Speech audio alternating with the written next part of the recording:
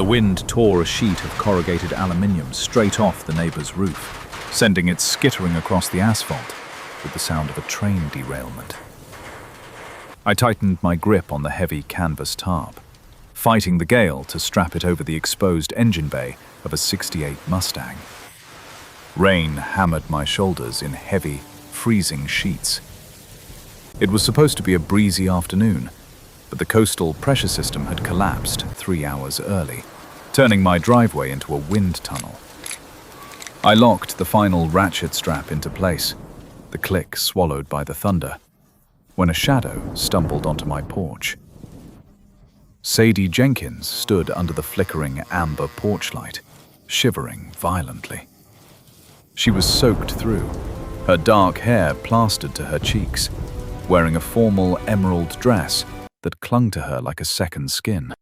She was my ex-girlfriend's best friend, a woman I usually only saw across crowded rooms with a polite, distant nod. Now she was hugging her arms to her chest, her teeth chattering loud enough to hear over the storm.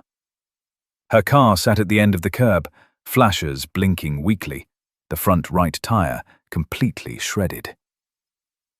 I wiped the grease and rainwater from my face with the back of my sleeve. "Get inside the shop!" I yelled over the wind, pointing to the reinforced steel door of my garage. She didn't argue.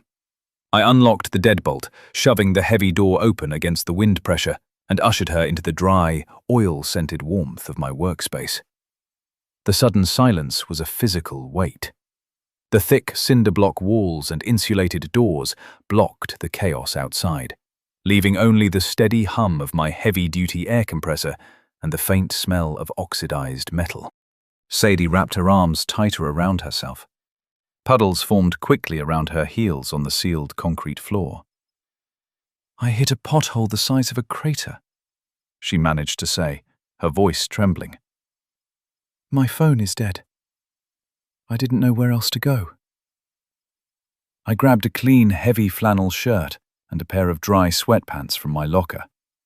I walked over and set them on the clean steel surface of my workbench. "Bathroom is through that door," I said. "I'll wait outside while you take off that wet dress." She picked up the flannel, her hands shaking so badly she almost dropped it. She turned away, taking a sharp, uneven breath. "And what if I need you to unzip it?" she whispered. I stopped. I didn't turn around to look at her anatomy. I looked at her reflection in the darkened window. Her hands were completely immobilized by the cold, her fingers pale and stiff. She wasn't flirting. She was freezing, exhausted, and asking for practical help. "Turn around," I said, my voice flat, keeping the cadence steady. She turned, presenting her back. The zipper was caught halfway down her spine, the delicate fabric jammed hard into the cheap metal teeth of the track. I pulled a pair of needle-nose pliers and a micro-awl from my chest rig. I kept my eyes entirely focused on the brass track, treating it with the same technical granularity I used when freeing a seized bolt on a carburetor. My hands stayed steady. I clamped the pliers onto the base of the zipper pull to stabilize it, then used the tip of the awl to carefully pry the jammed silk out of the teeth. "Hold your breath," I instructed quietly.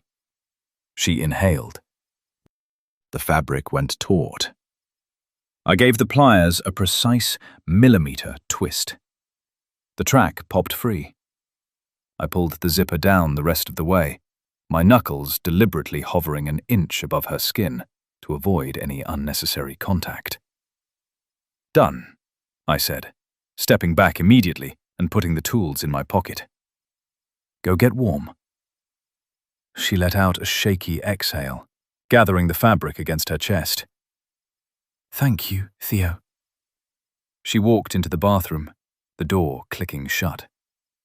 I realized I was gripping the edge of the workbench hard enough to turn my knuckles white, but I forced my hands to relax and went to check the weather radar on my laptop. We weren't going anywhere tonight. By the time she emerged, Swallowed by my oversized flannel, the storm had upgraded to a severe category.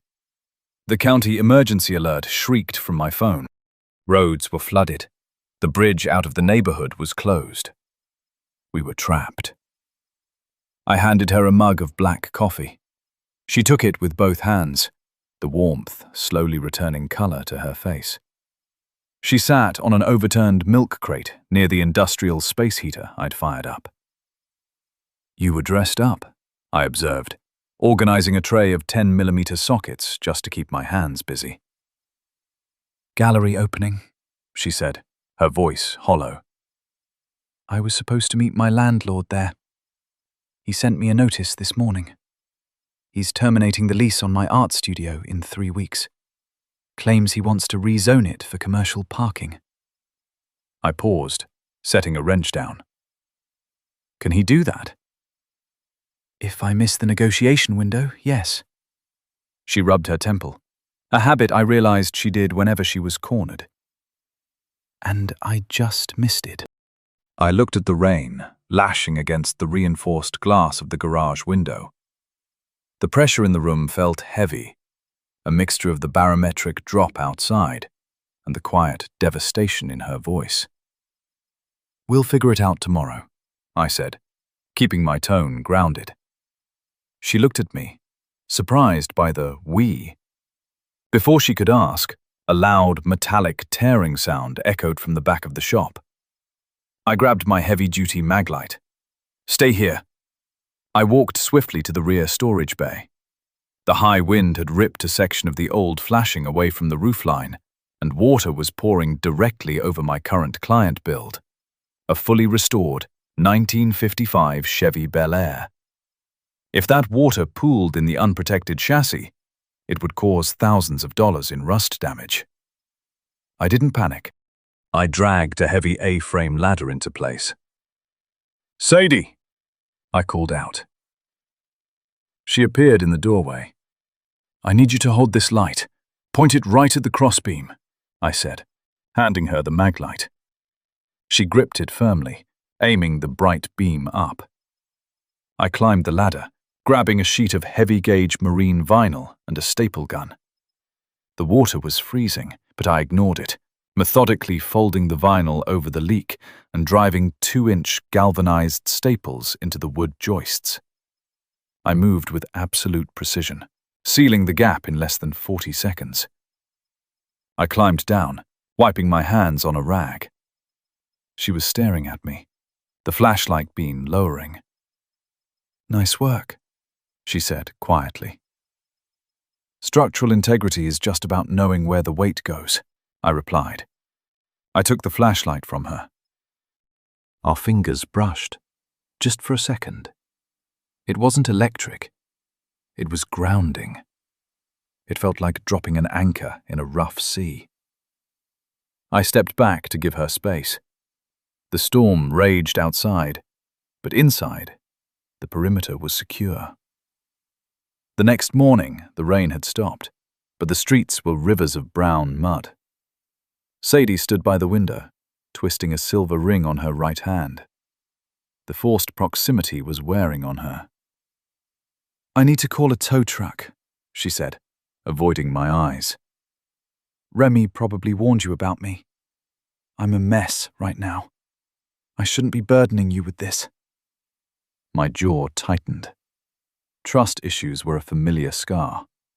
My ex had made sure of that by constantly viewing my help as control. "Remy told me you're a good artist. That's all I know. You aren't a burden." I walked over to her coat, which was hanging by the heater, and pulled out her dead phone. I plugged it into my workstation's rapid charger. "The roads are impassable until the county clears the storm drains. You're staying here, and while you wait, you're going to read your lease agreement." She blinked. "Why?" "Because commercial leases in this county have a force majeure clause. Storm damage extends negotiation windows by 30 days. I read it in a municipal code bulletin last year." I didn't smile. I just stated the fact. Her shoulders dropped, a massive weight lifting off them. "Are you serious?" "I don't joke about paperwork," I said dryly. Over the next few hours, the shop settled into a quiet domesticity. She sat at my drafting desk, reading through the dense legal PDF on my laptop. I worked on the Bel Air, the rhythmic sound of my sanding block smoothing out the primer. I noticed she was leaning over a sketchbook she'd salvaged from her purse, trying to draw, but the spine was broken from the water damage, making the pages slip. I wiped my hands, walked over to my fabrication bench, and picked up a strip of soft leather and a binding clamp. I didn't ask. I simply took the sketchbook gently from her desk. I glued and clamped the spine, reinforcing it with a thin strip of brass, and set it back down next to her coffee cup. She touched the brass edge, her eyes softening. She didn't say anything, but the air in the room shifted. It felt safe. I pulled out a legal pad and drew a sharp line down the middle. I mapped a step-by-step plan for her. Step 1. File the extension tomorrow. Step 2. Request an inspector to assess your studio for storm damage to freeze the eviction clock. Step 3. We find the structural blueprints. "We?"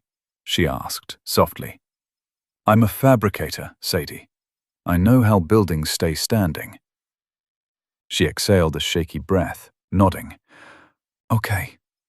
At 3 p.m., the power flickered and her phone chimed. It was an email from the landlord. She opened it, and her face went completely pale. "He's terminating immediately," she whispered. "He claims the storm compromised the roof of my studio, making it a liability hazard. He's sending a crew to board it up tomorrow." Panic seized her.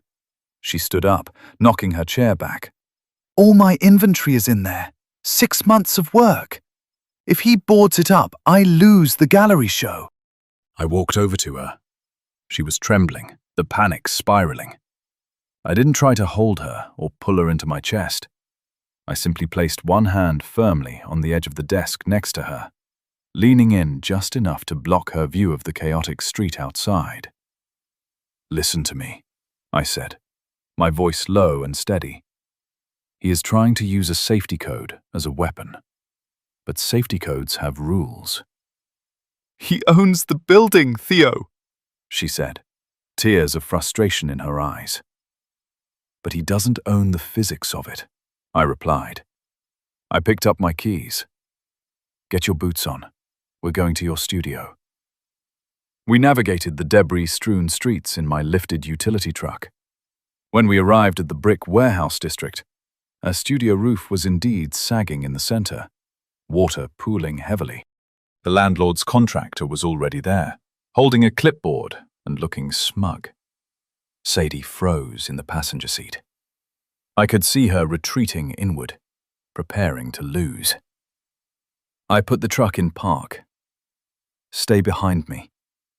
I walked up to the contractor. "You're boarding this up?" I asked. "Owner's orders. Structural failure," the man grunted. I looked at the roofline, tracing the load-bearing path. "It's not a failure. It's a deflected truss. The collar tie snapped, but the king post is intact." I pulled my heavy-duty laser measure from my belt and hit the beam. "It hasn't breached the shear tolerance. If you board this up without a municipal engineer's sign-off, you're violating tenant access laws." The contractor frowned, realizing I wasn't just an angry boyfriend.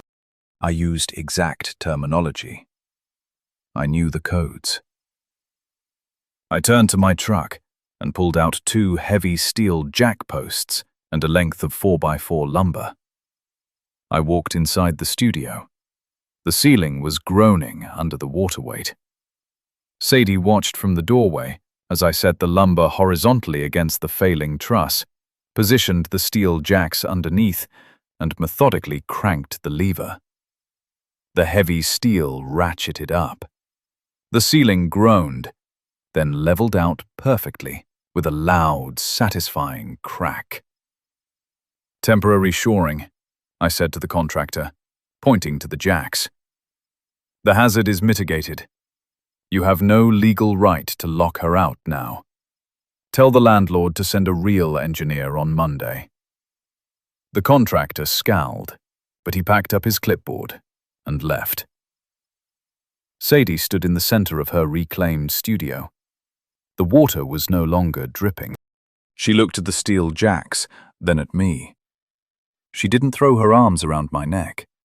Instead, she walked over to her drafting table, picked up a wet tarp covering her paintings, and pulled it off, claiming her space. "You just bought me a week," she said, her voice filled with quiet awe. "I bought you exactly what you are owed," I corrected gently. I refused to let her feel indebted. Over the next 3 days, we lived in a state of disciplined routine. I drove her to the studio every morning.